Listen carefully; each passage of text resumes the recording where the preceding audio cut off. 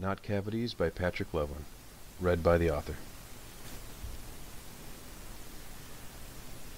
Little Tanika Sumner fought back tears as she pulled with all her strength at a carrying strap connected to her blue jack-o'-lantern bucket, the thin black plastic cutting at the insides of her clenched fists. Reese's Pieces packs and Smarties rolls dropped to the damp sidewalk from the struggle. On the other end was an older boy named Richie Jenkins, a mean smile on his skull-painted face. Richie's friend Max looked on, smoking a cigarette and laughing through his own ghoulish face paint. Halloween was Tanika's favorite holiday, and she'd looked forward to it all year. The dinosaur costume her dad had worked so hard on by himself, because her mom had passed away from breast cancer a few years before, was getting crumpled as she fought the huge boy. Her best friend Nancy tried to pull Richie's hands off the candy bucket, because Max had already taken her orange pillowcase for himself, but Richie was too strong. One of Tanika's feather patches fell off in the melee and she lost it. She kicked Richie in his left shin. He just growled and pushed her. She fell onto her bottom, crumpling her costume's tail. Then he elbowed Nancy away. Nancy said, "Hey, you're so mean." "Give it back," Tanika pleaded, sure now that she couldn't fight him. Richie leered down at her and said, "Hell no, my candy now." Max said, "It's bad for you anyway." Tanika said, "You're just assholes." The boys feigned surprise. Richie said, "How could you say that? We're doing you some good." Tanika stifled sobs in her chest as Nancy re-engaged, but Richie batted her attacks away with little effort. Richie heard squeaking noises behind him and looked back over his shoulder. Tanika and Nancy looked too. Max turned and said, "What the hell?" A small old woman in dark, threadbare knit clothes approached, pulling a ratty rolling suitcase almost as big as she was behind her by a telescoping handle. Her stringy salt and pepper hair was held down by a visor hat. She eased to a stop and turned her head toward them, raising it enough so that her dark eyes glinted under her visor bill. "Hello, children," Richie said. "They're kids. We're older." The woman looked up at the sky and hummed to herself, ignoring the boy. Tanika looked up too, through the claw-like branches of trees that had discarded most of their leaves onto the street, lawns, and bushes. The woman said, "What a lovely night for an occasion such as this." Max said, "This weather sucks." Richie said, "Yeah, worse than you at Call of Duty." "Hey!" Tanika watched the old lady take in all the decorations and costumes of the holiday on the nearby houses and sidewalks. She could have sworn she saw the woman's bag bulge a bit. "You okay, lady?" she said. "You boys are quite contrary, aren't you?" "So what? You could just leave," Richie said. "You boys aren't in keeping with the spirit of the season. Samhain is but once a year, and only just begun. After sundown's once again tomorrow, you'll have to wait for the Feast of Imbolc to feel as close to the—" "What's sewing got to do with this?" Max chuckled and said, "And shit, lady, this is just how we do our tricks." "Right?" Richie agreed. Richie dangled and swung the candy-filled bucket over Tanika, mocking her and screwing up his painted face for effect. Richie said, "Yummy, yummy." Tanika just glared at him as tears formed at the edges of her eyes. The old woman said, "Boys." Richie and Max looked at her. "If you eat any of that candy, you'll lose your teeth." Richie laughed and said, "How? Cavities?" The old woman raised her head enough so they could see her dark eyes under the visor. "No, not cavities." Richie said, "Whatever your creepiness. Let's get out of here, man." Max followed Richie across the street and they were off down the far sidewalk. Nancy helped Tanika to her feet, and Tanika tried to keep her crumpled tail from coming off, but it detached and her tears finally came out. She stamped her feet and groaned. Nancy said, "Stupid boys." Tanika started walking down the sidewalk toward her house. "You want to get bags or something and get more candy? Maybe your dad'll come with us, since he wanted to anyway." Tanika choked up and said, I don't care about candy anymore. My dad made my costume. He's going to be so mad at me." "Oh, I doubt that," the old woman said behind them. Tanika kept going, but Nancy stopped and looked back. She said, "Thanks for trying." The woman just nodded, her eyes more natural again, and her smile more warm than the creepy one she'd given the boys. "Good night," Nancy said, then started after Tanika again. She caught up and said, "Hey, maybe there's a good movie on. I saw this real old one last year called The Worst Witch. It was super good." Tanika sniffled and tried to smooth her breathing out and fight off her sobs.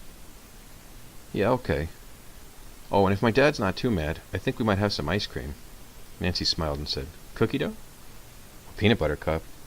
Awesome." Nancy looked back and didn't see the old lady down the street anymore. She was a bit relieved. Nice as she'd been to the girls, Nancy hoped she'd never see that lady ever again.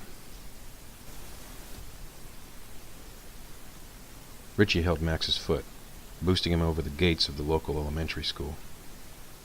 After climbing over and dropping down, Max reached through the gate and boosted Richie up and over.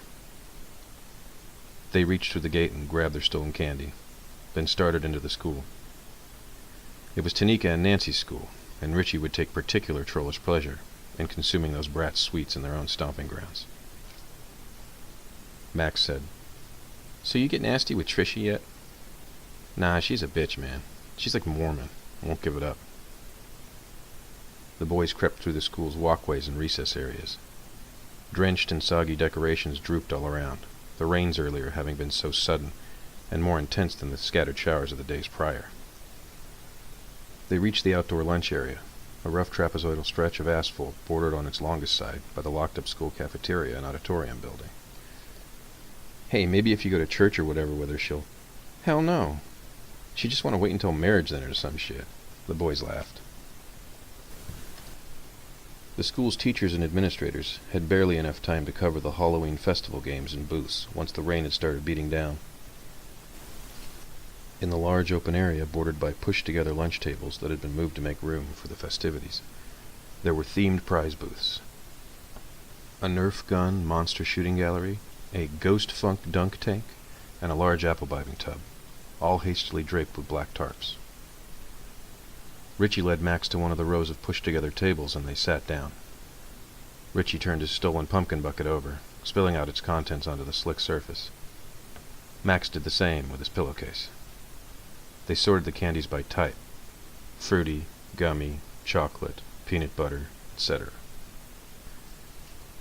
"Damn, those stupid little girls were working for it," Richie said, and they chuckled. Max said, "All right, first one. Kit Kat, for sure." "Nah, it's all about witches' teeth." Richie cringed and said, "What, candy corn? Them shits'll rot your teeth in a hurry." "All this shit will," Max said, and Richie raised his eyebrows and nodded in reluctant agreement. The boys unwrapped their sweets and dug in. Richie said, "Damn, dude, close your nasty-ass mouth when you chew." "Whatever, bitch."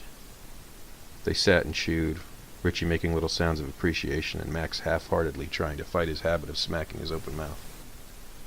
In between Max's smacks, Richie heard a squeaking sound. He stopped chewing to hear more clearly. He put a finger over his mouth to silence Max, but his friend kept chewing. "Max, stop that!" Max stopped, but frowned in confusion. The squeaking was coming from back the way they'd come in at the school gates. Richie dropped his Kit Kat and stood up, then started toward the front of the school. Max looked at all the candy and said, "Dude, what if it rains?" "That's what the wrappers are for, man. Come on." Max got up, but he took his candy corn with him, chomping on it as they snuck back through the school. Richie started around a corner that was in view of the main gate. The old woman was there, limping as she pulled her wheeled luggage toward them. Richie stopped in place, but Max kept going and came around the corner before Richie could stop him with a groping right hand. Max said, "What the fuck?" Surprise her sneaking abilities out the window, Richie came around the corner too. The lady stopped and looked up, enough so they could see those black eyes under her visor. "You and that mouth," the woman said. Richie said, "What are you going to do about it, bitch?" "Well, let's just see, shall we?" she said, then set the telescoping handle down on the wet pavement. Then she hobbled around and hunched over her luggage bag. "Wait, how'd you get over the fence?" "Neither here nor there. This should be your main concern." She fumbled with small, weird-looking locks on her luggage bag. Max looked at Richie, then back at her and said, "Bullshit. What if we call the Popo?" "Police? Feel free to." The boys took out their mobile phones and activated their screens. The displays were awash with psychedelic distortion and useless. "Nothing? Okay, let's continue." As the boys exchanged a worried look, the woman went back to her locks. Richie said, "What's in the bag?" She finished unlocking her bag and chuckled. "Not cavities." The woman made a strange chirping whistle, and the luggage bag started bulging and straining. She unhooked the locks and stepped away from her bag. The tattered suitcase flap rustled and broke open. It spilled several humanoid creatures the size of small monkeys out, only they were inky black and gray, and almost see-through in parts, lopsided and warped in all different ways, and had too many piercing, glinting eyes. The boys turned and ran. Richie looked back just before the lady and creatures were out of sight, and saw a few of them jumping onto the roof of the building that ran along to his right, and the woman was smiling ear to ear. The horrible little things that had come out of the luggage bag made chirping sounds as they ran behind the boys and along the rooftop. They jumped from roof to roof above, staring down at Richie as they sailed overhead. He'd never been as scared as those beady eyes made him. "How do we get out?" Max called back to Richie. "Just keep going." Richie rounded the next corner into the lunch area, in time to see two of the creatures throw themselves down onto Max ahead. Max yelped and spun, maybe trying to throw them off, but the motion sent him careening into the covered apple-bobbing tub. It tipped and crashed onto its side, spilling water and apples across the asphalt as Max slipped and flopped down onto his side, hard. Richie cried, "No!"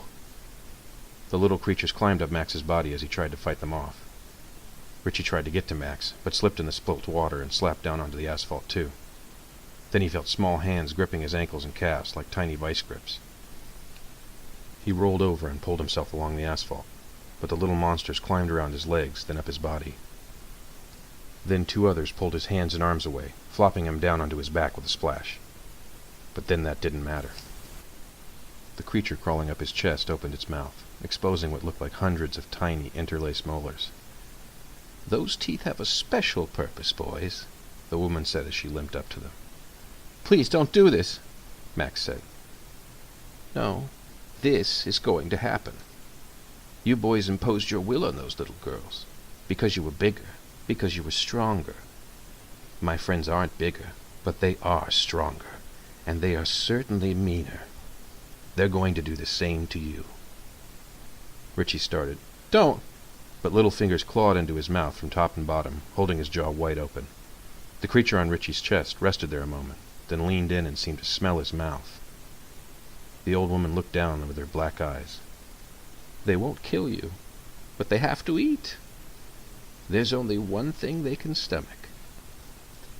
The creature opened its mouth wide and bit down on one of Richie's lower incisors. Its own teeth made short work of crushing it into shards. The pain almost blinded Richie, but he could see just enough through the haze to watch the little monster chewing his tooth into a bony mush and swallowing it as it made stomach-turning sounds of appreciation. He could hear one doing the same to Max, and he tried one last time to throw the creatures off, with no success. Then the tooth-loving thing leaned in for another. Tanika and Nancy heard a knock at the front door. They were lying on their stomachs on the living room floor, watching The Worst Witch and eating their ice cream. Tanika stuck her spoon into the ice cream and got up, then walked to the entryway. She picked up a big candy bowl on a small table next to the door.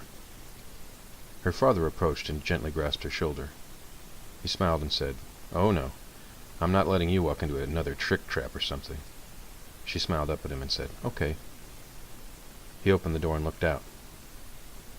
"Weird," Nancy said from back in the living room. Tanika looked back and saw the movie had been interrupted by a news story about two boys having been taken to the hospital due to a disturbing hazing incident. They advised children and teens to be kept inside for the rest of the night. Tanika's dad opened the door and stepped out. "Must have been knocking ditch or something," he said. He walked down their front steps and looked up and down the street and sidewalks.